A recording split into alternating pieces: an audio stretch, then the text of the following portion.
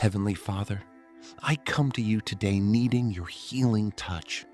You see every pain I have carried, every tear I have cried, and every burden I have tried to bear alone.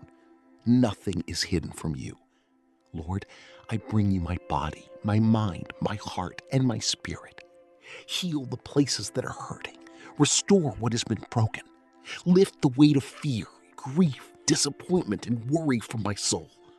Your word says in Jeremiah 17:14, "Heal me, O Lord, and I shall be healed." Father, I stand on your promise today. You are the great physician, and nothing is too difficult for you. Heal me in the places no one else can see.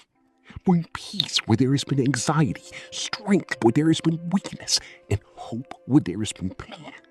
And Lord, before I see the answer, I thank you. Before I feel the change, I praise you.